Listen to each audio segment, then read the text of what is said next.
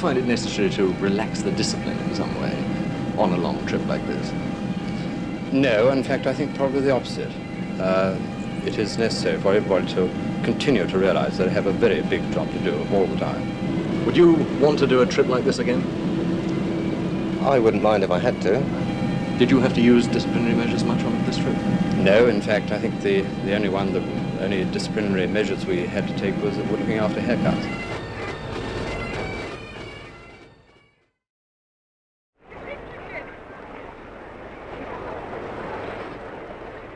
Valiant's crew had been away for 3 months, sailed 25,000 miles. A long time and a long way, even for a sailor's wife.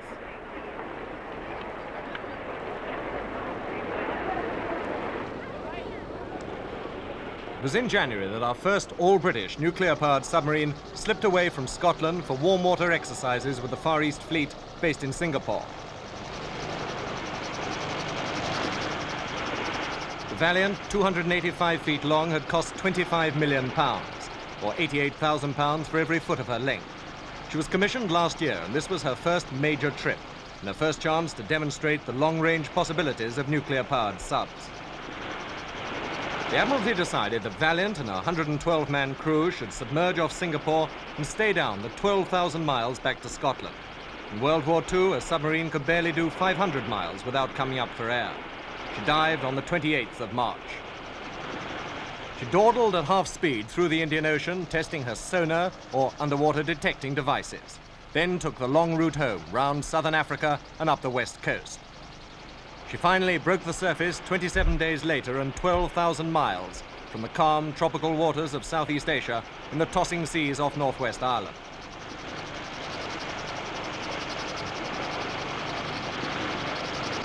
By this week, Valiant had completed 40,000 miles in all her trials, and there's still no question of refueling her atom-powered engines. Engineers reported that the nuclear plant had behaved well, but the big problem was steam leaking from her turbines.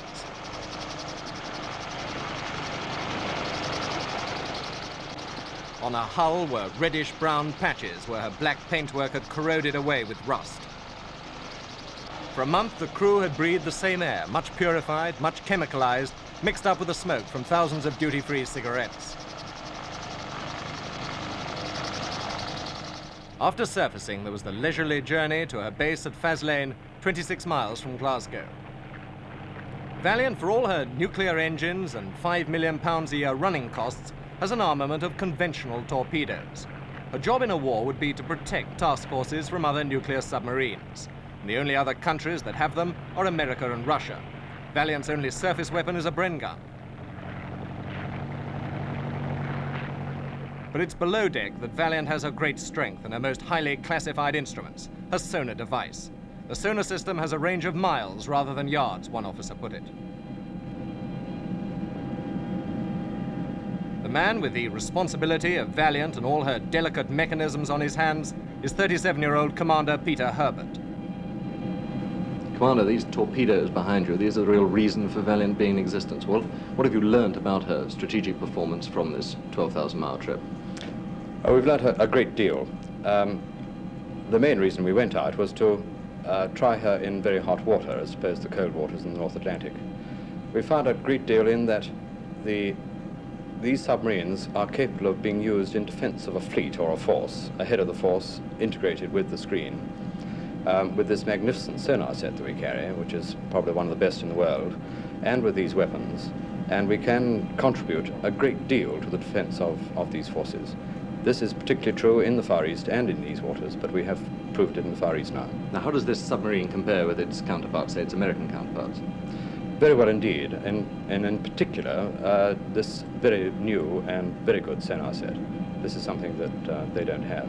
Now, was this 12,000 miles underwater, was this really of any great value in itself? Yes, this side of it was purely to prove this brand new plant, which we have, to test it to its limits and to find out just how it would behave. And how did it behave? Extremely well.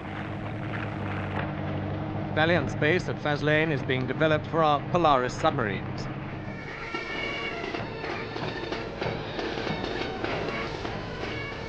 And at Faslane, a fight band, a rear admiral, and wives and children waiting.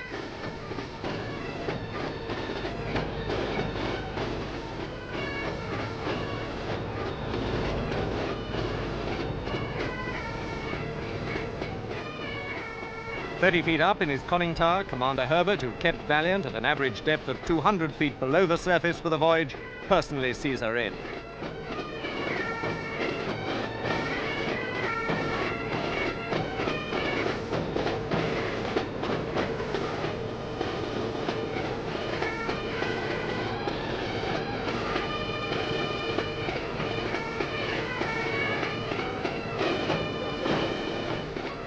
"3,500 tons of submarine glide alongside to berth without a hitch."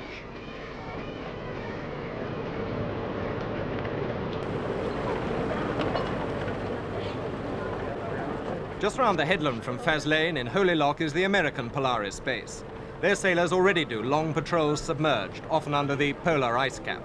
Valiant, apart from her own crew, was carrying men being introduced to long spells underwater, ready for the time when we'll have a Polaris fleet. Few of the crew actually enjoyed the trip, and most complained of monotony and boredom. Another grouse was lack of news. They didn't know who'd won the Grand National till they got home. Bunk space, crew members told me, was better than on a conventional sub. But the chief petty officers, and there were 40 on board, more chiefs than Indians, as one put it, felt somewhat cramped. But only one man has so far put in for a posting to another ship. Do you find it necessary to relax the discipline in some way on a long trip like this?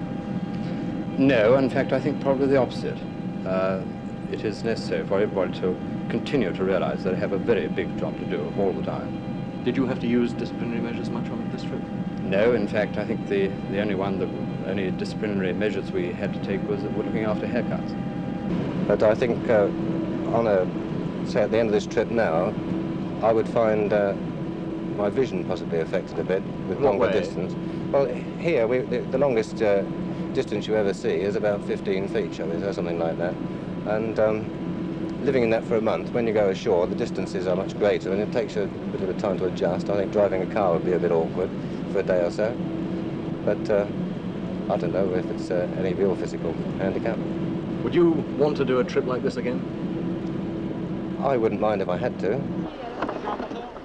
But the men who want to serve in nuclear submarines in future will have to face much longer trips than this. Because in the long run, the success of these new subs depends on human endurance as much as nuclear efficiency.